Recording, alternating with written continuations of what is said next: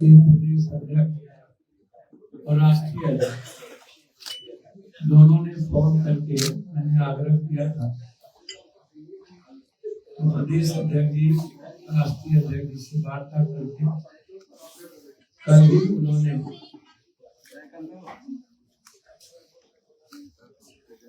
बिहार के ऐसे कोई भी आंदोलन जो आने वाले बच्चों के भविष्य से जुड़ा, जिससे SC, ST, SC, TBC, OBC, minority कमजोर तबके के बच्चों की जिंदगी पर प्रहार होगा। इसके लिए व्यापक सहमति के साथ राष्ट्रीय अध्यक्ष चंद्रशेखर रावत जी, OBC जी और प्रदेश अध्यक्ष जवाहर जी, अब्दुल इमाम जी के साथ सभी सहयोगी छात्र यूनियन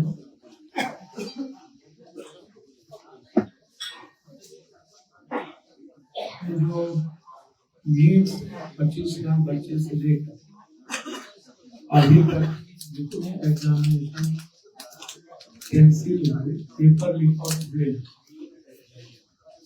जो सबका एक ही डिमांड है कि पेपर लीक ना हो। जो मिडिल क्लास और गरीब के बच्चों का हमला है उनकी जिंदगी पर, उससे बचाया जाए। सदन के भीतर प्रखर आवाज और ऋषि देवी और चंद्रशेखर जी और बेनीवाल जी हम लोग मिलकर बिहार UPSC के क्वेश्चन और सब लोगों ने मिलकर उठाया था। समाजवादी पार्टी धर्मेंद्र जी, तो आज हम लोग के साथ केंद्रीय नेतृत्व के आदेश पर हमारे स्टेट प्रेसिडेंट यहाँ उपस्थित हैं, हमारे लॉयर शिवनंदन भारती जी, जिनके द्वारा हम लोगों ने 150 से ऊपर पेज का एक पिटीशन अलग से हमने डाला है कि क्यों पेपर एग्जामिनेशन कैसे होना चाहिए। सुप्रीम कोर्ट हम पहले ही कपिल सिब्बल जी ने हम लोग से आग्रह कर दिया था कि निर्णय हाईकोर्ट के बाद ही आता है, तो इसीलिए हम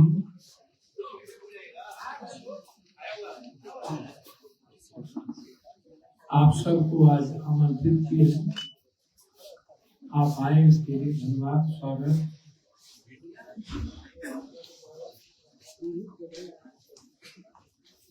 पहला मैं शुरू करें।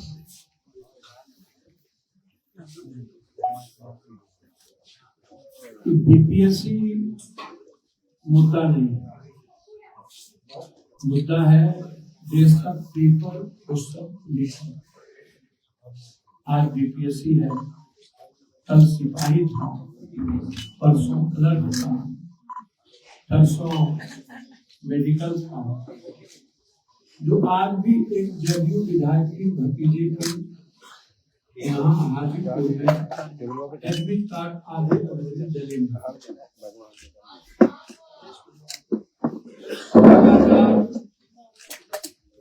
जो भी पेपर क्वेश्चन पूरा संजीव हो या कोई अन्य, सारों माफियाओं का रिश्ता किसी न किसी बड़े नेताओं के परिवार और नेताओं से। उनकी पत्नी का फोटो, सत्ता के कई ऐसे विधायक, ऐसे लोग जिनका तस्वीर इन माफियाओं के साथ तो BPSC मुद्दा नहीं, BPSC का एक हिस्सा, एक पार्ट है। मुद्दा है कि हर परिस्थिति में हम लोग जो हर तरह के एग्जामिनेशन में भविष्य के बच्चों की जिंदगी को खत्म करने की तैयारी और पेपर का रिकॉर्ड होना, इसमें बिना सरकार के, बिना पदाधिकारी के, बिना सिस्टम के ये नहीं हो सकता। इसीलिए हम राष्ट्रीय अध्यक्ष चंद्रशेखर रावत जी, ओवैसी जी, बेनीवाल जी ने यह निर्णय लिया है कि सदन को किसी भी कीमत पर 31 मार्च से जो खुलेगा उसमें हम लोग नहीं चलेंगे। एक व्यापक चर्चा सदन में हम लोग चाहेंगे कि इस पर व्यापक चर्चा हो कि देश में पेपर रिकॉर्ड कब बने। जो एसटी, एससी, ईबीसी, ओबीसी या मिडिल क्लास किसी भी जाति के बच्चियां हैं जो आर्थिक रूप से कमजोर हैं, गाय, माल, बकरी, जेवर, खेत बेच करके अपने बच्चे और बच्ची को पढ़ाते हैं, क्या उनका सपना कभी पूरा नहीं होगा? जिसके पास 1.5 करोड़ 2 करोड़ रुपया नहीं है, क्या वो डीएसपी नहीं बनेगी? जिसके पास 3 करोड़ रुपया नहीं है, 4 करोड़, क्या वो आईएएस नहीं बनेगी? जिसके पास 50 लाख रुपया नहीं है, क्या वो इंजीनियर नहीं बनेगी? जिसके पास 1 करोड़ रुपया नहीं है, क्या वो आईआईटी नहीं बनेगी, आईटीआई नहीं करेंगे? तो इन मुद्दों पर आज मैंने आपको बुलाया है। बीपीएससी का 4 लाख बच्चे का जो मुद्दा है, जिसको राजनीतिक व्यक्तियों ने और बच्चों की बीपीएससी एग्जामिनेशन के बच्चों के नेतृत्व करने वाले, चाहे वो कोचिंग माफिया हो, चाहे कोई दलाल टाइप का आदमी जो पैसे पर बिका हो, उन लोगों ने बीपीएससी आंदोलन को कमजोर कर दिया और खत्म किया। और मैं शुरू से कह रहा हूं कि हम लोगों का कोई मतलब, हम लोगों का, हमारे व्यक्ति का बच्चों के भविष्य से राजनीति का पहले भी हम लोग जब भी एक होकर लड़े हैं तो उससे मदद का यूजी शिक्षा, यूपीएससी, बीपीएससी से राजनीति का कोई बिहार बंद हम लोगों ने की, रेल चक्का जाम हुआ, लगातार हम लोग कार्यक्रम कर रहे हैं। विपक्ष की एक पार्टी धारा को छोड़ करके लगभग कांग्रेस भी लगातार, सीपीआई, सीपीएम, छात्र यूनियन संगठन, युवा काम कर रहे हैं। हम विधायक दल के नेता शकील साहब से भी आग्रह किए थे,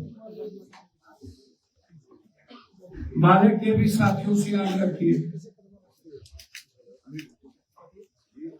कि लड़ाई को बिल्कुल बिना बैनर के हम सबको मजबूती से लड़ने की जरूरत है। और हमने कहा था कि इस लड़ाई को हम लोग लेके बढ़े। अब ये लड़ाई बीपीएससी तक नहीं सीमित, अब ये लड़ाई भारत के प्रश्न पत्र लीक से संबंधित। इसी संदर्भ में हमारे लॉयर साहब ने, भारती जी ने, भैया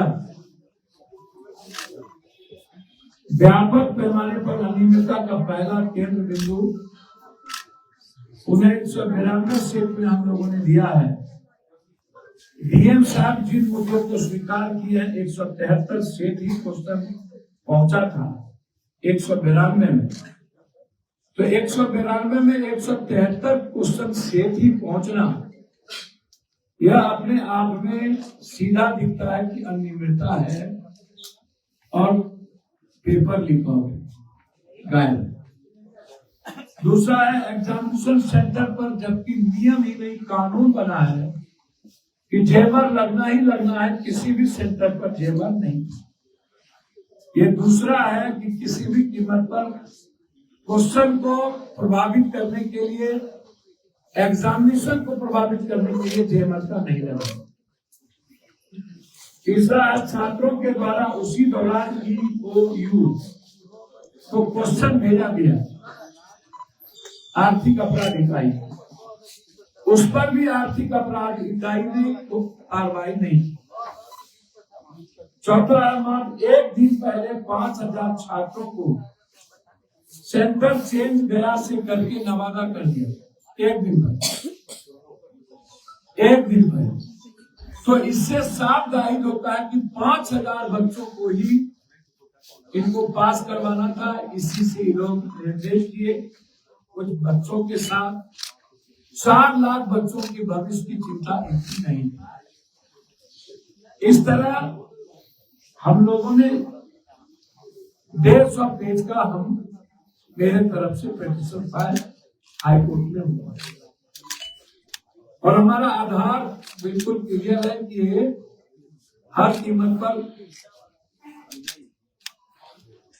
इसकी सुनवाई और बीपीएससी के एग्जाम का कैसे। 2 हमने और दिया है। एक बच्चों पर जो छात्रों पर जो केस हुआ वो भी अलग से फाइल किया है। लाठीचार्ज गलत थी वो भी मैंने फाइल की है और शिक्षकों को बीपीएससी लीगल नोटिस भेज रहा है, डरा रहा है, ये भी अलग से फाइल।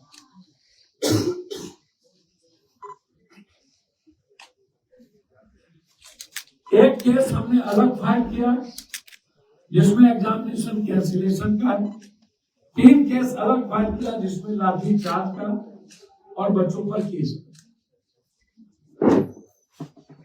तो इसीलिए यह प्रोसेस मैंने आपको पहले भी कहा। लाठीचार्ज के बाद जब हुई थी तो मैंने कहा था कि यदि सरकार नहीं मानेगी तो बिहार में हम रेलवे चेक का जांच करेंगे। फिर भी सरकार नहीं मानेगी तो हम बिहार बंद करेंगे। तब भी सरकार नहीं मानेगी तो हम सर्वोच्च न्यायालय तक जाएंगे। हमने कहीं भी पप्पू यादव या चंद्रशेखर रावत या ओबीसी या हमारे साथियों का नाम आगे नहीं लगा। हमारा मुद्दा ही है भविष्य के बच्चों पर की जिंदगी को सेव करना। और आज से नहीं है, ये 90 के पहले के दशक से आज तक जिन लोगों को कभी किसी बच्चों के भविष्य की चिंता या आंदोलन नहीं थी, हर नए आंदोलन में नए तरह के बच्चों के जिंदगी को खिलवाड़ करने वाले दलाल टाइप के कुछ लोग आ जाते हैं जिसका एग्जामिनेशन से कोई मतलब नहीं और वो बिक जाते हैं। मैं हमेशा ये बात कहता हूँ, कहाँ चले गए सभी कोचिंग वाले? वही कोचिंग वाले गर्दनी बाग भी जाते थे, वही कोचिंग वाले बीपीएससी चेयरमैन के पास थे। अब आप हमको बताइए, ये बड़ों के बाप कनियों के बाप दोनों कैसे समझ? बीपीएससी वाले भी उन्हीं लोगों को बुलाते थे और उन्हीं से सहमति लेते और गर्दनी बाग में भी वही लोग जाके नाटक करते थे।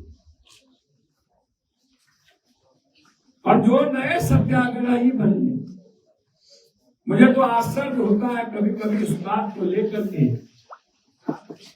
जनाब आप लोग सुनिएगा तो आश्चर्य होगा कि 153 धारा में पुलिस कितनी मिली हुई है, कितनी गद्दी है बिहार की पुलिस। कहती है बहुत ही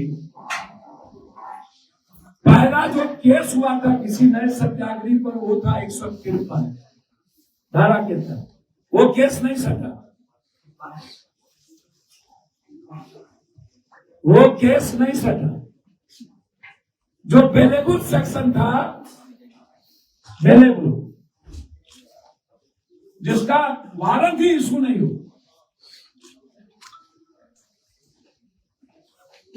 कस्टडी में लिया ही नहीं गया। कुछ लोगों ने उन्हें कह दिया दुनिया का नया इतिहास रच दिया। गांधी मैदान थाना केस नंबर 815-24, इनमें बेल नहीं, जबकि ये नॉन बेलेबल। और कहा मैंने कुछ भरना ही नहीं है, 25,000 के मुचलके भी भर दी।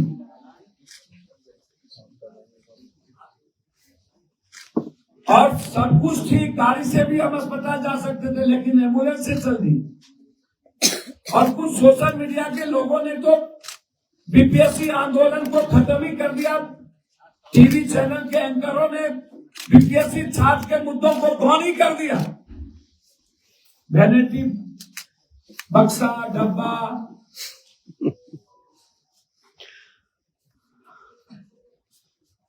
मेरा कहना है कि इस आंदोलन को बड़ी साजिश के तहत खत्म करने की कोशिश की गई, जिसमें कोचिंग माफिया नंबर 1, नया सत्याग्रही नंबर 2 और छात्र की दलाली करने वाला, पैसा लेकर के छात्रों को बेचने वाला नंबर 3। इसीलिए हम सारे पार्टी के साथी ने निर्णय लिया कि कल हमें पूरे बिहार में हरे झंडे, नीला झंडा, युवा शक्ति और AIMM, यह 3 पार्टी और हम 3 कर्म करने वाले 3 लोग, जिसका राजनीति से कोई औचित्य नहीं। हम लोगों ने संकल्प लिया है कि जब तक पेपर रिकॉर्ड होना बंद नहीं होगा तब तक हम लोग सदन भी नहीं चलने देंगे और सर्वोच्च न्यायालय तक भी जाएंगे। 4 लाख बच्चों के भविष्य को खत्म नहीं होने देंगे। हर परिस्थितियों में इस लड़ाई को हम लोग बच्चों की लड़ाई, भविष्य की लड़ाई, बच्चों की जिंदगी की सुरक्षा और उस खुशियों के लिए लड़ाई। हमने सबसे अपील किया है, विशेष तौर पर कांग्रेस से हम अपील जरूर करेंगे और गणतंत्र पार्टी से कि जब आंदोलन एक ही है तो आप लोगों को सहयोग बच्चों के हित में करें। हम आप लोगों के सहयोग के साथ, जैसे हम चंद्रशेखर रावत जी और AIMM के साथ खड़े हो गए, हमने कहा आप लोग आगे बढ़े। इसलिए हम कांग्रेस से भी अपील कर रहे हैं तो हम लोग के कलबंद में आए और उसके बाद अगली रणनीति बनाएंगे कि क्या हम लोगों को इस बड़े छात्र और युवाओं के भविष्य को लेकर के सभी जिला मुख्यालय में एक बड़ी सभा, जिसमें चंद्रशेखर जी भी रहेंगे, कुछ जगहों पर AIMM के साथी भी रहेंगे और हम लोग यहां से लेकर के दिल्ली तक, यूपी तक से लेकर दिल्ली तक सभा करेंगे। अंत में मेरा एक आग्रह है, जो लोग बीजेपी से और बीजेपी के तरीके से जो कंप्लीट रूप से जाति जनगणना के विरोध है, आरक्षण विरोध है, बच्चे के भविष्य के साथ खिलवाड़ करती है और उनकी लड़ाई बीजेपी से न होकर जो क्षेत्रीय पार्टी कांग्रेस से लड़ रही और इंडिया गठबंधन की बात करती हो, मैं उनसे आग्रह करूंगा यदि इसी तरह आप बिहार के भविष्य और दिल्ली की भविष्य को खत्म करने की तैयारी और बीजेपी को मजबूत करने की तैयारी करेंगे तो कभी भी आपको माफ नहीं करेगा ये अभियान। बस और कुछ नहीं है। कल की बात करें और सभी